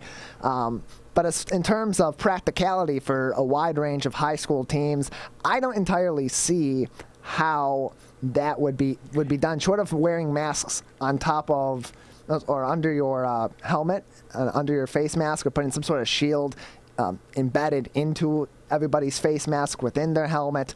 I'm not entirely sure on that. Like John Johnson said, it's really going to depend on where we're at come late summer, early fall, and what can be and what the regulations are. So they might as well start practicing now and keep their distancing, and then we'll see.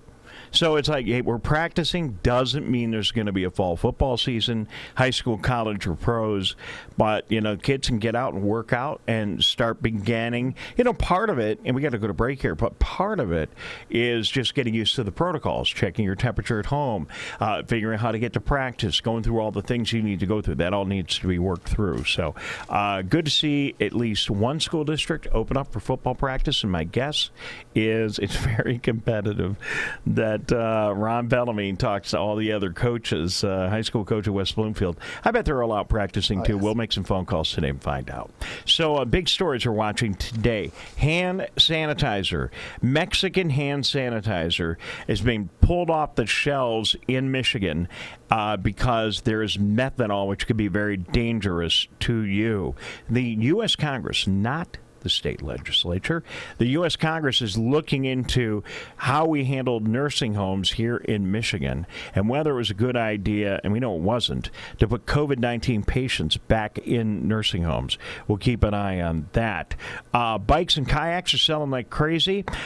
We are watching, of course, our state parks open up here in the state of Michigan, and those are some of the big stories. This hour, a lot of focus on Oakland County. We're going to take a break. When we return, we'll get our new colleague, Ron Doyle, back in the studio, and we will be joined by Oakland County Executive David Coulter coming up a little bit later on.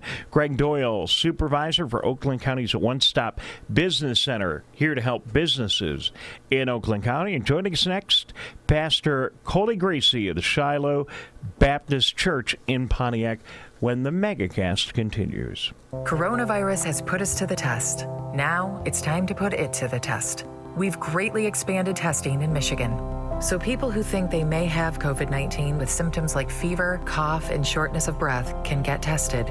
And those without symptoms who work in public can now get tested, as they could carry the virus. Start by calling your healthcare provider or contacting a testing site near you. Learn more at michigan.gov/coronavirus test. A message from the Michigan Department of Health and Human Services.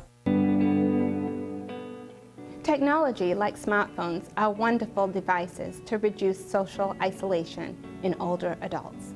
You can call grandchildren, phone friends, participate in fitness classes, and play games. But you need to stay mindful of scams. Scams related to the COVID-19 virus are rising. These include attempts to obtain personal information from seniors, including pitching unreliable products, advice, tests, and cures. You need to stay vigilant and be cautious. If you feel that you have been taken advantage of, it's okay for you to reach out to somebody you know and seek out advice, or even contact your medical provider. Thank you.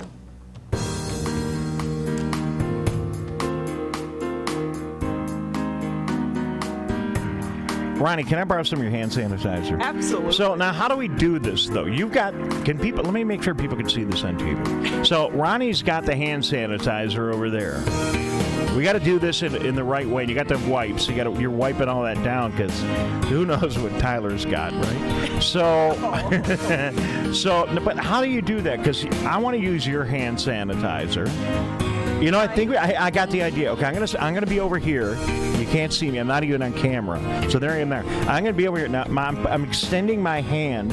You can then squirt some hand sanitizer in there, and then I can bring it over here. Now my hands are clean. Now I think now you could hand me the hand sanitizer, right. And then I can clean my hands now. And then I do that, and then I'm going to wipe some on the hand sanitizer. But before I'm done, I got to look at this and make sure this isn't the Mexican hand sanitizer, is it? No, actually, I will say I went out there and I checked because hand sanitizer has been hard to find. It has. So I have a lot of weird off-brands right now because whenever I find it for sale, I grab it. All right, welcome back to the Megacast. We are joking, but we're not joking. We try to relay the information you need in the lighthearted way that we do it. In all seriousness, you should keep some hand sanitizer with you. Story out today, there's methanol in some Mexican-produced brands of hand sanitizer you might see in the store. Look for that. We had Dr. Tuweel on earlier, and he told us that you don't want to be putting hand sanitizer with methanol on your hands. There is a new program in Oakland County. It was announced last week. It is a new faith-based on-site testing program designed to expand COVID-19 testing, in particular for minority communities. Joining us to tell us more about it right now, Pastor Coley Gracie of the Shiloh Baptist Church. Pastor, welcome to the Megacast. Well, thank you, sir.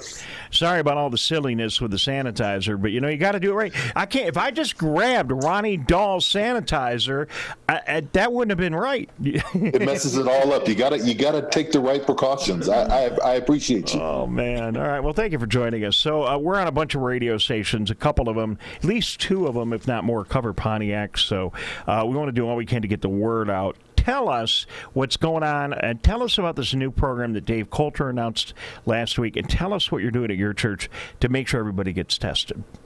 Currently, right now, we're offering free COVID-19 testing. It was supposed to be outside, so if you come and you don't see anybody outside, it's because they cannot swab in the rain. We learned something new today.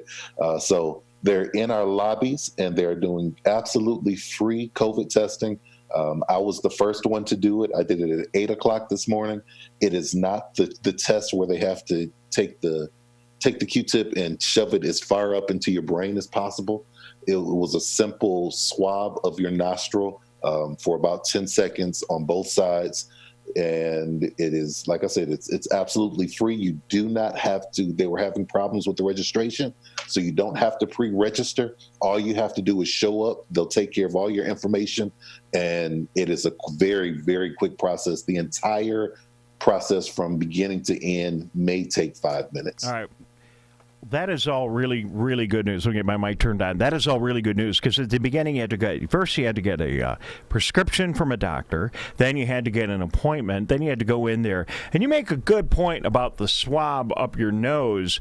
I saw some video of somebody who was swabbed with the old system, and we're not doing this now, but just the old system went so far up your nose. I saw some swabs coming back with blood on them. And I saw that and I thought, this is not for me. No, it's not my thing. I'm not going to do that. And then you crack me up. See, this is why I like doing the show. Ronnie Dahl, this is why I like doing the show, because we learn things here that we don't learn anything anywhere else. I have not seen anyone publish the information yet that there is no swabbing in the rain. And then you said you can't swab in the rain for some reason. Yep. So if it's raining, people are coming inside, right? That's right. All right. We set up, originally we were going to set up outside, but when Oakland County came, they said it somehow messes up the test, and I didn't ask too many questions. I'm not in the science, I'm in the theology. So, hey, whatever you say, that's what we're going to do. Here's my lobby, do your best. Well, no, it sounds like a really good plan. So, how are we doing in Pontiac? We know nationally that minority communities seem to be affected more by COVID-19.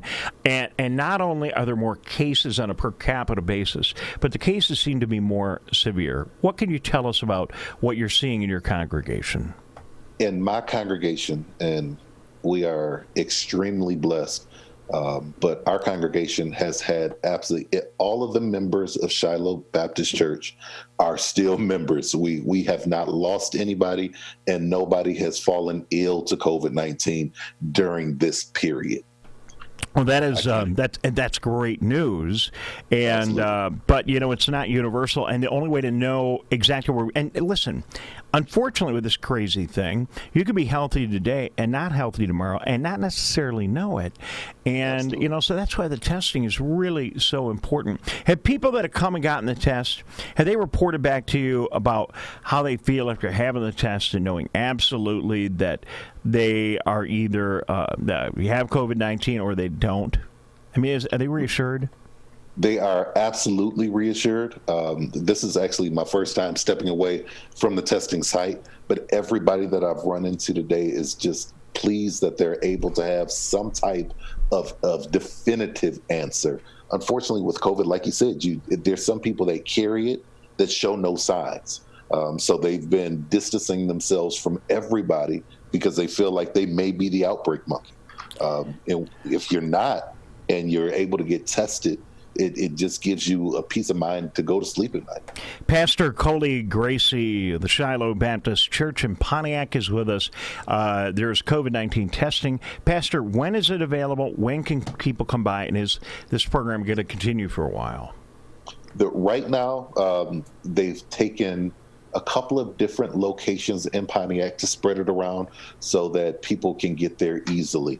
Our site was today, obviously, from 8 to noon. So they have about 30 minutes to get here.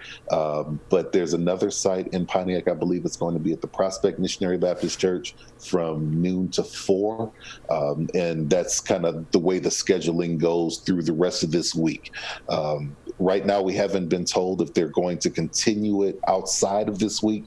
They only contacted us for one day, but we're more than willing on our half to give as much time as necessary that they can allot so that this testing can continue. For Sunday church, are you able to get people in? And I'm sure you're working on some kind of social distancing. What is your plan? Because it's different with every church in Metro Detroit. It's got a slightly different approach. What are you doing? Yeah, ours is completely different. We stopped actual services 2 weeks before the state shut down, like a week before the NBA shut down. And as of right now, we have not been in the sanctuary since. I am doing all of my services virtually. I'm doing my Bible studies virtually. So Facebook Live has been my best friend because it's allowing me to connect with my congregation without physically connecting with them. Yeah, so Pastor, I like that because a lot of people have been using Zoom. You know, this is so crazy. I never thought I'd be having a Zoom and Facebook Live conversation with Pastor Gracie here about what's the best one, and then it would be relevant to everyone listening. This is insane. But, you know, I love the fact that you're using Facebook Live because it's a great way to connect to people. You probably got a lot of people on your Facebook page, and for others that are thinking about it, it works really well because everybody gets a notice whenever you do something, right? That has been... Facebook Live has been the foundational tool we've used to get this show out to people. And, man, it worked. I'm telling you, Pastor, it works great. So cool to see you're doing it, too. Yep. And we did try Zoom because since Bible study is more of an interactive thing, we did try to do Zoom for Bible study. But you want everybody involved.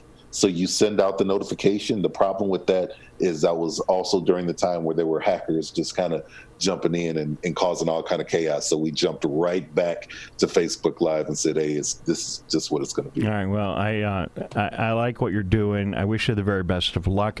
Anything else you want to add before we say so long? Any just additional helpful information or challenges or beautiful things that are going on that you just want to mention? Man, honestly, I'm just glad, first of all, for this opportunity to get the word out. I'm challenging everybody to get tested. Like I said, it's not painful. It's not expensive. We're not far away. So we've tried to eliminate all of the excuses that you could use not to get tested.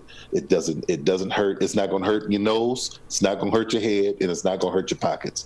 So we just ask that you would come out, do your best to help out your own community, because once we figure out what your status is, we can figure out where we can go in the future. I can't think of anything that's not going to hurt your nose, your head, or your pocket. I can't even eat a piece of pizza and follow those rules. So that's pretty cool. Thank you, Pastor. Appreciate it. Let's keep in touch, and we're going to talk to Dave Coulter in a couple of minutes. I'll tell him you said hi, and we'll make sure that we get the schedule. So you're running now until noon today for those that are listening live, and we'll get an update from the county executive in a couple of minutes as to other locations that are available. Good to talk to you. Let's keep in touch. Thank you, sir. All right. Good to hear from him today. He is Pastor Coley Gracie of the Shiloh Baptist Church in Pontiac. And Ronnie, you know, you get just a little taste of what we've been doing here over the past, I think, 65 broadcasts. You're having an opportunity to talk to people in the community and find out what's really going on. This is really a great thing because you wouldn't know about it, right? It might be a quick blurb on the evening news or here or there, but being able to talk to the people that are local in your community is so important. Well, we're going to continue right along. We are delighted now to be joined. Wow, he was right there. Our Zoom producer, Larry, doing an amazing job today. Have you, in all your years of broadcasting, have you ever had a show or any service where you had a Zoom producer before, Ronnie Doyle? No, I never heard of Zoom before 3 months ago. And it is funny because in broadcast, it's like a broadcaster's best friend because you can record the interviews. Right. But no one had heard of Zoom. I know. Now we're living with it. Ronnie Doyle joining us on the Megacast now, of former Fox 2 Detroit, former Channel 7 television broadcaster. Great to have her on our team. I'm Dave Scott. Joining us now is Greg Doyle, the department supervisor for Oakland County's One-Stop Shop Business Center. Greg, you look great on Zoom. Thank you very much for joining us. Well, thank you. Yeah, I've been on Zoom a lot lately, just like everyone else. So, well, we all have. And, I have a sign on my desk. It says, if a busy desk is a sign of a busy mind, what is an empty desk the sign of? And I see, look at all that stuff. You are busy. You got all these things going on. You got bookshelves in your cubicle there. You look like a busy, that looks like busy guy to me. I think maybe you got a fuller view than I thought you were going to get. So I'll have to clean that up. Greg, my business, Motown Digital, has been a great beneficiary of the business services offered by Oakland County. You guys have done an amazing job for us.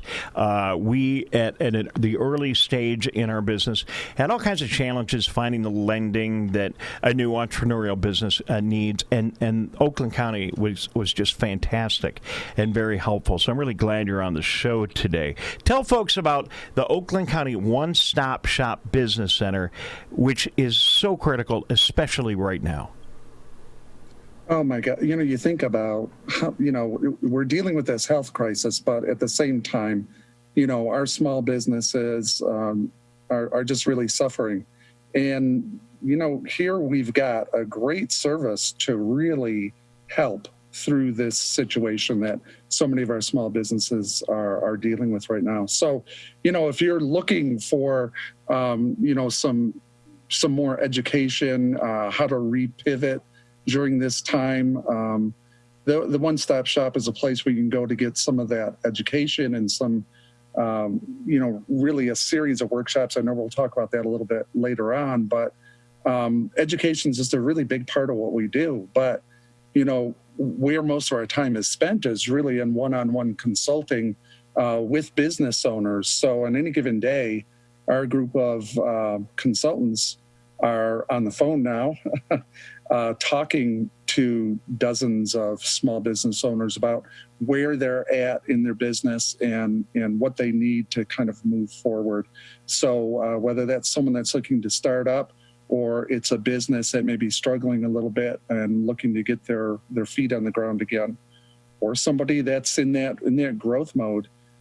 We've got a team of consultants with, if I added it up, and I would guess over 75, maybe 100 years of experience on the team working with small businesses. So you've got a tremendous resource here that really is provided especially for Oakland County businesses. So, Greg, it's great that you're there, and I don't mean to interrupt you. I'm sorry, but it's fantastic that you're there. You guys do a great job, and really, I can only talk about my business experience. I was able to pivot our company, and the things that we do, and this is what I do for fun, is in essence doing this radio show. But I do run an audiovisual business, and listen, it's just dead. It's stopped. My competitors are home. They're on the beach. No one's working. There's nothing going on. And we were able to find a pivot and work through it, and we're doing great. And the thing is that, you can have the PPP money, you can have the SBA help, you can have all this other help, but if you don't get your product fixed right now, none of it matters. So it's so essential. I think that the work that you're doing is more important than even the PPP loans. Not that they're not helpful, but is more important because we are in just an immense period of change. And unlike some of the other revolutions we've seen in business over the years, the industrial revolution, the technological revolution, this one is happening now. It's happening instantly. And if you do not adjust to the COVID-19 revolution, I'm sorry, I'm just going to be direct. Sorry, so long, turn off the lights. Your thoughts? Yeah. I mean, I think you're right on with that. It's it's something that's just hit a tremendous crisis. Who would have thought that we would have literally shut down the economy? And so it wasn't, when you look at 2009, we still had restaurants and retail open. In this situation, they had to close down completely, zero revenue. So now as we're climbing out of this, taking a look at what has changed and how does my business need to change in order to be able to, really survive through the next few months and hopefully prosper beyond that. Things have changed. And it really is necessary. I think, really good entrepreneur will seek out help from multiple places. I mean, we're not the only place where an entrepreneur can get guidance and help. I think we do a tremendous job with that, but we also work with partners. We'll refer entrepreneurs to those partners, whether those partners are organizations like some of our incubators, or they might be also independent private companies or consultants that can help beyond what we can do. Greg Doyle, Department Supervisor for Oakland County's One-Stop Shop Business Center. Greg, fundamentally, as businesses change, that is hard. For me, I've been changing my whole life. It's not as hard for me, but a lot of businesses, they're very entrenched and have been around a lot longer. Hey, we've always done it. This is what we've done. We've been successful for 50 years doing this. Change isn't easy. What do you say to them? Where do you start when you're looking at a business and your advisors say, look, you're gonna have to adjust and do something a little bit different? How do you get that going? And do you have one or two tips in the last couple of minutes we have together to help these businesses adjust? Well, I'll tell you, typically where we start is we take a look at the financials. A business is coming to us either because they're not making enough money or they want to make more. And we want to take a look at how has it been going and what issues might there be as it relates to the finances. And are you really planning out and understanding your cash flow? So that's really where a lot of the conversation starts. And in that conversation, we start to get to the heart of, what that entrepreneur is experiencing, why they're experiencing it, and that really starts to unwind where do we go next. An entrepreneur is, like I said, either looking to make more money or trying to figure out how they're losing money, and we're really working with them to try and figure out what's at the heart of the problems that they're having, whether it's process or sales, marketing, or what have you. Greg, before we go, let's say a business comes up with a pivot, and it's going to take some capital, some investment. The thing I worry about right now is being able to get lending. Can you talk to us briefly about where we're at from a lending standpoint here in Oakland County? Obviously, we got the PPP and the other emergency short-term disaster lending, but let's say you have a good idea, you got a solid history, if your company's had good credit. Is lending available right now in Oakland County? Lending is available. The key is that you're really going to need to be well prepared when you present to that lender, and that is one of the things that that the department really does a lot of work on, is helping people prepare a loan package, presenting that to various lenders out there, and finding out which lender is most interested in offering the best deal for our small business owner or entrepreneurs. And again, I just want to speak to how amazing that service is. You did that for my company. I could not get a loan that would work, and I worked with you guys, and it's like you put an RFP out and to all the banks, and 2 of them responded, and man, I had exactly what I wanted in 6 months. It totally changed my business and to some degree my life, and I really appreciate it. You guys do a great job. I cannot endorse you any stronger. It's just the truth. It's just the truth. So, Greg, we got to go because this guy, you probably heard of him, Dave Coulter, is standing by, and if I keep him waiting too long, we're both going to be in trouble. So we're going to get to him in a minute. But before you go along, I know you're doing these workshops. How do people get a hold of you? How do they find out the information about your general services and the workshops you have going on in Oakland County right now? Great question. So the easiest way to do it, just Google Advantage Oakland or do advantageoakland.com, and you'll come to a home page. And in the middle of the page, you'll have an option to select business. And from that business option, you'll see a lot of different options there where you can request help from us. You can take a look at our training and workshop schedules and various other resources. So I encourage you, just go in there and take a look around. And please reach out to us. We're here to help.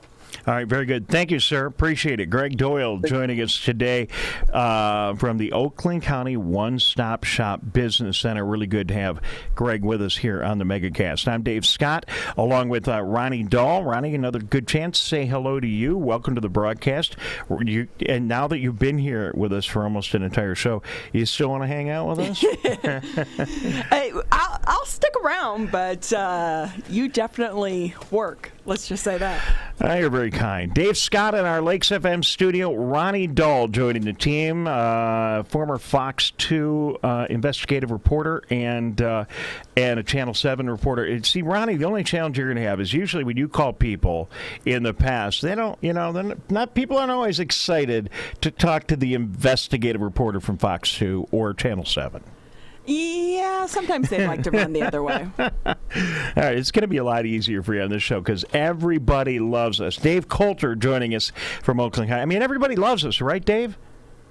Dave, I always love your show. It's a pleasure to be with you. And you might investigate things, but you do it in a nice way. Well, you're fine. Hey, I just want to say, I just want to let you know, a little earlier we talked to Pastor Coley Gracie at Shiloh Baptist Church. Program you talked about last week and is now being implemented today to make testing more available around Pontiac and all of Oakland County is working out great. You want to talk about it a little bit, Dave? I would. They've been a great partner, and we have 14 faith-based partners now that are doing testing with us. Look, one of the things we found out early on in this pandemic was that African Americans were having worse outcomes.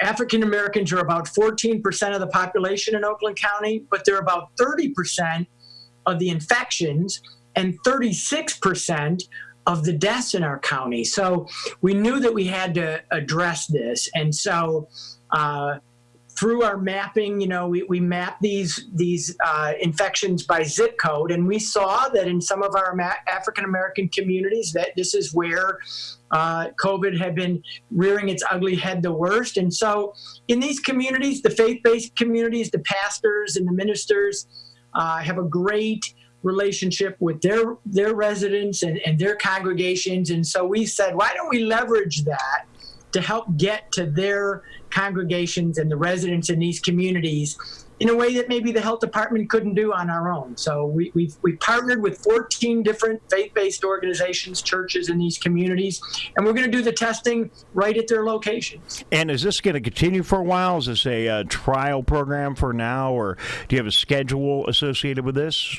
There's a schedule. It's on the website. You can find all the information. We're going to do it for a while. We'll see how long we need to do it. We want to do it until we get as many people tested as possible. So when people stop signing up for the testing, I suppose we'll revisit it. But remember, it's important for everyone to get tested, not just African Americans, but everyone, whether you have symptoms or not.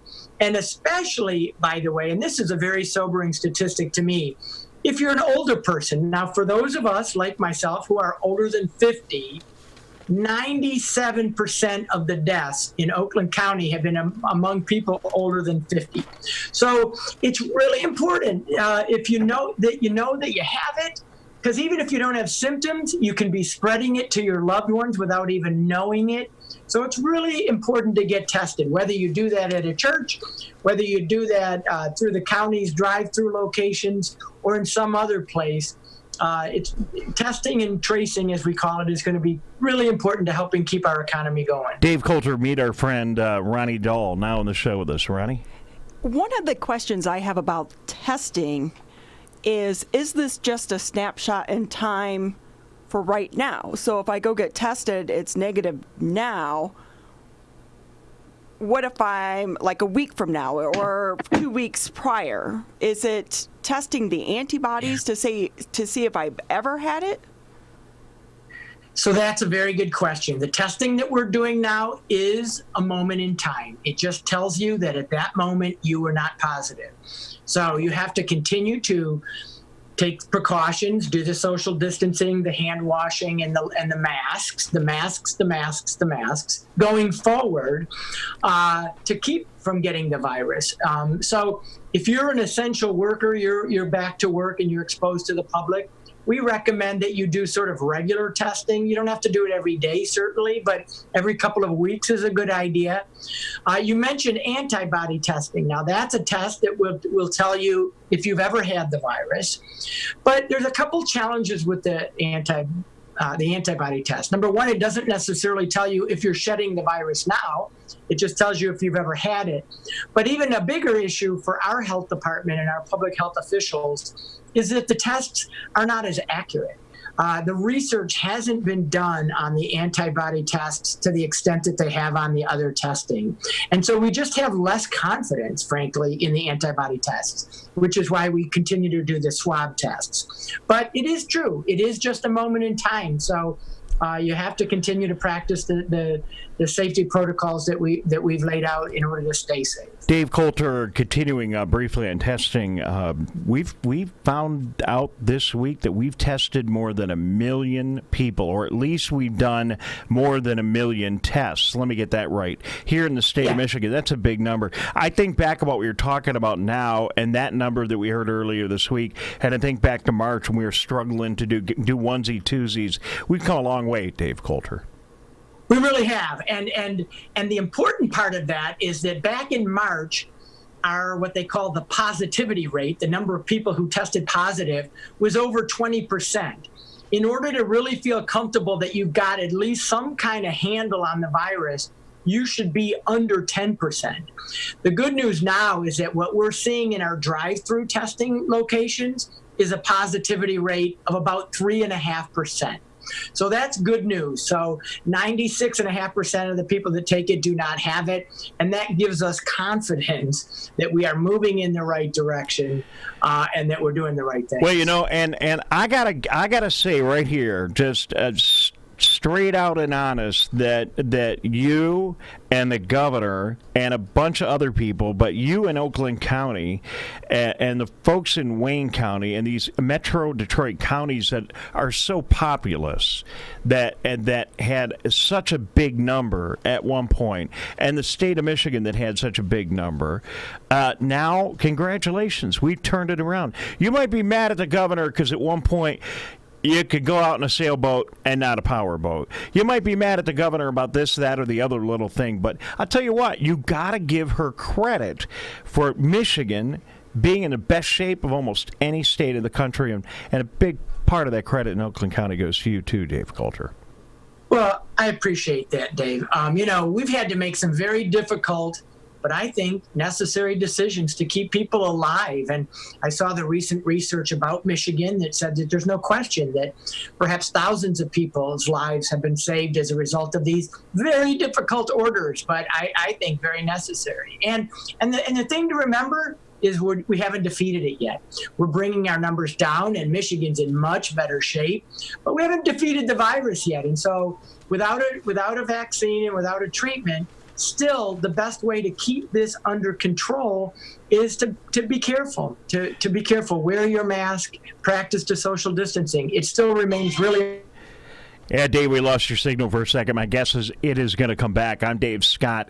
Ronnie Doyle is here. Dave, you're back. You know, the funny thing I noticed, I don't know how this happened, but the crazy thing that I've noticed, the one place where everybody seems to wear their mask is in the grocery store. You know, we can just, well, I don't know how that happened, but, you know, grocery stores have done a good job, and they were so essential at the beginning, and everybody had to go, and we handled it well, and now I go into my grocery store.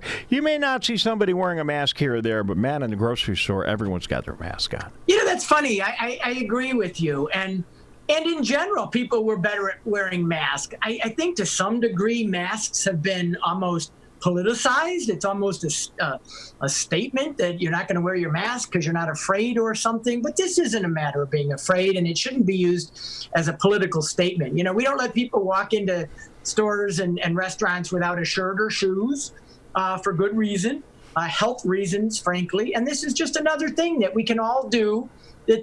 I know it can be uncomfortable. I know it can be inconvenient, but it's just for a little while longer. And it really does help prevent the spread, which right now is the only defense we have.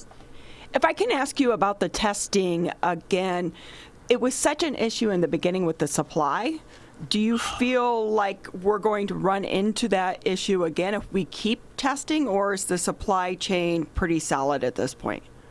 I worry about that. I wouldn't call it solid. We've done a better job, but in the beginning, there was not enough testing supplies. There were not enough tests. There was not enough laboratory capacity to do all the testing that we should have been doing. We've gotten better at it, but now that you see other states that are spiking, they're going to need the testing and the supplies. And if we have a second wave while they're also spiking, I very, very much worry that these supplies, which should have been coming, not to be political about it, but the federal government should have had a better supply chain on these supplies. And we had to scramble. For a long time, we were out on the market looking all over the world, frankly, for these supplies. And we've gotten better at getting them. But having adequate supplies is still a concern of mine going forward. We only have a minute or so left. Dave Coulter, certainly civic engagement, political engagement, a lot of freedom of speech activity going on here in Oakland County, and it continues. Just any thoughts about how protesters, communities, police departments, folks at the county level are all dealing with these challenging days? Yeah, very, very challenging. And the good news is in Oakland County, we've had lots of demonstrations, but they've all been peaceful. There's been no rioting. There's been no looting. But this is a time where people want to be heard. And I think they have an important message. And I think, it's incumbent upon all of us to take these messages very seriously and do what we can to reduce the likelihood that another George Floyd murder will happen. And I think this is a very serious moment in time. And as long as people continue to demonstrate their First Amendment rights peacefully, I give them a lot of credit. And I will just add, I'm really heartened by how many young people are involved. For a lot of years, people my age were saying, how can we get young people more interested in democracy and voting and all of this? And it's encouraging to me to see young people standing up and taking a stand. I think that's a good sign, actually. Yeah, it's a great sign, Dave Coulter, and I've seen the same thing, and I'm also very, very happy to see so many young people getting involved, and I'm also really happy to see the police departments, of which we talk to a different one every day in our county. Yeah. Listen, they are absolutely listening, and they're doing good work too, and hopefully we're going to continue to make some progress. Final question, Dave Coulter. Quickly, we talked last time about maybe some restaurants and establishments working their way out to the sidewalk. You see that happening around Oakland County, and I kind of like it. I think it's cool. I do. I think it's safer outside, and so not only are lots of restaurants trying to figure out how to squeeze in some outdoor space, but I really appreciate that our local communities, who really sort of oversee the rules around that, have moved quicker, have relaxed the rules to allow our restaurants to do more outdoor seating. I think that's a good sign, and another way that we're working together to try to make this work for everybody. All right, Dave. Thank you. Dave Coulter, County Executive. Good to check in with you. Thanks for taking a couple of minutes for us today. Thanks, Dave, and welcome, Ronnie. Thank you so much. Oh my goodness, it's so great to have her. I mean, she's a real broadcaster. I'm just some, radio guy that shows up here, but it's really good to have Ronnie Doyle, amazing, with us here. Thanks, Dave. Ronnie, thank you. We only got a minute or two left. I hope you enjoyed being here. We look forward to having you with us every single day on the show. It's going to be great. Thank you. The good thing about this is, even though I've lived in Oakland County for 15 plus years, you're still seeing and meeting people in our neighborhood that you didn't meet. So this is a great way to introduce or get introduced to so many people that are making a difference in our community. Well, thank you very much. Ronnie Doyle will be back. Tyler will be back. We will all be back with you again tomorrow. If you are joining us on one of our pre-recorded programs, make sure you tune in at 10 o'clock every day for the Megacast across all of our great radio and television outlets. And we thank you very much for tuning in wherever you happen to be today on Civic Center TV on Birmingham Area Municipal Access. Go to civiccentertv.com. Go to civiccentertv.com. You'll find all the interviews we just did today and we've done for the past 60-plus days, and they are all here. You'll find all the news stories surrounding the articles, surrounding the conversations we had today, and a whole lot more information, including all the detailed information you need from each and every community and the state, the CDC, all the other organizations. It is all available and represented right here. Thanks for listening. This is 89.3. Oh, I can't say that yet. This is the Megacast.